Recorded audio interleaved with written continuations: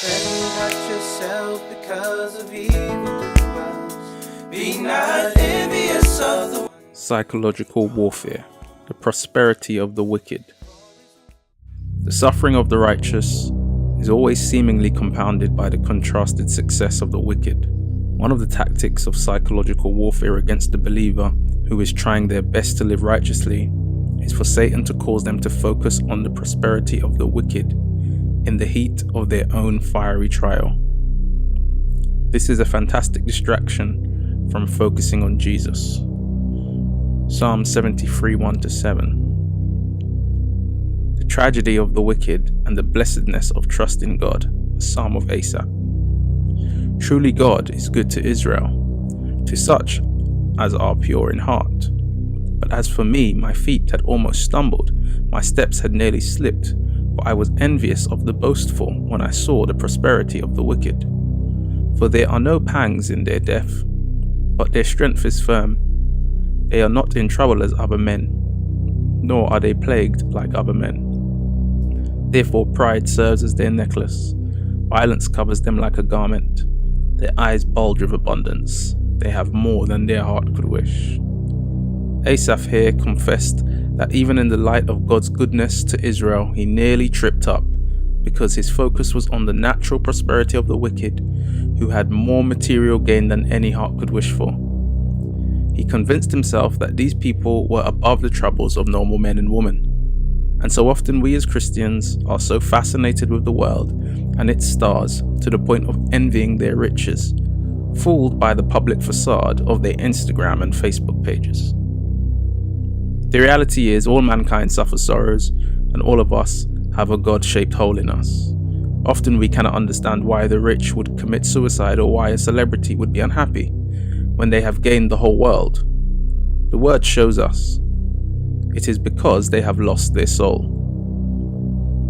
Psalm 73, 12-17. Behold, these are the ungodly, who are always at ease. They increase in riches.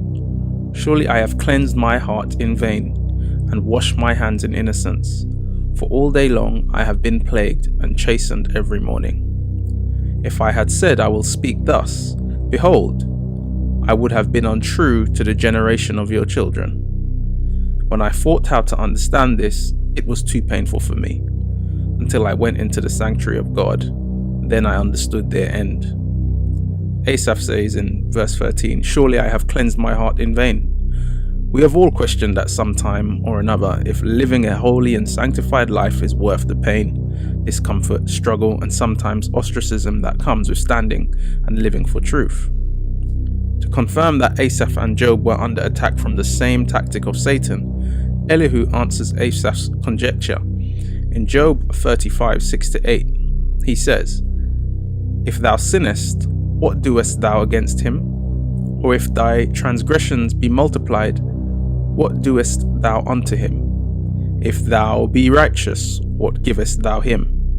Or what receiveth he of thine hand?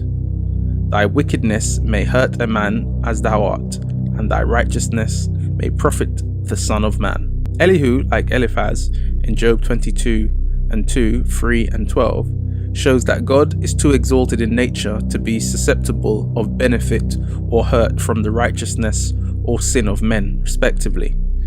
It is themselves that they benefit by righteousness or hurt by sin. So when Asaph tries to figure out the ways of God in his carnal mind, it was too painful for him, because the only conclusions he could come to was that God is not fair. Note, every attack of Satan is an attack on your faith. Once you pass the stage of foundational belief in the existence of God, the enemy's only avenue of attack is to attack your perception of God's essential characteristic, his righteousness, as righteousness and justice are the foundation of his throne. It was only until Asaph stepped into the presence of God was this divine conundrum of the supposed prosperity of the wicked and oppression of the righteous solved. Psalm 73, 17-28. Until I went into the sanctuary of God, then understood I their end. Surely thou didst set them in slippery places, thou castest them down into destruction. How are they brought into destruction as in a moment? They are utterly consumed with terrors.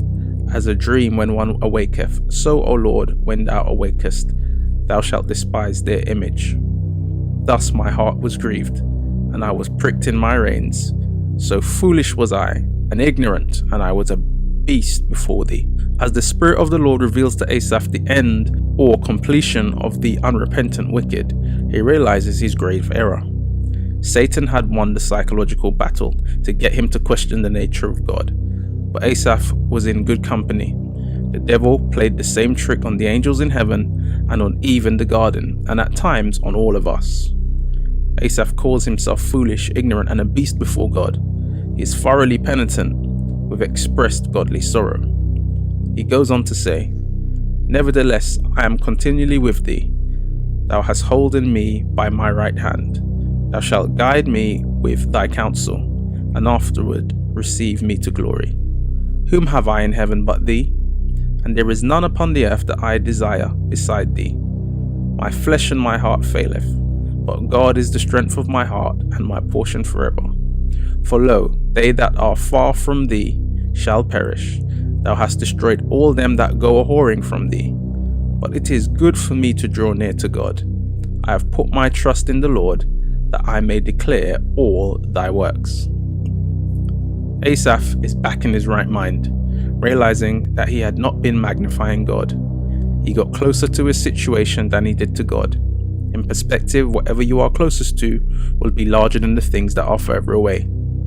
In realization of his poor perspective, he says it is good for him to draw near to God, because in doing that, he magnified God, making him bigger than all his problems. So Asaph lives to fight another day, and so will you when you draw near to God. Stay close to Christ. If anxieties and worries keep messing with your mind, it's just the enemy trying to steal your joy. So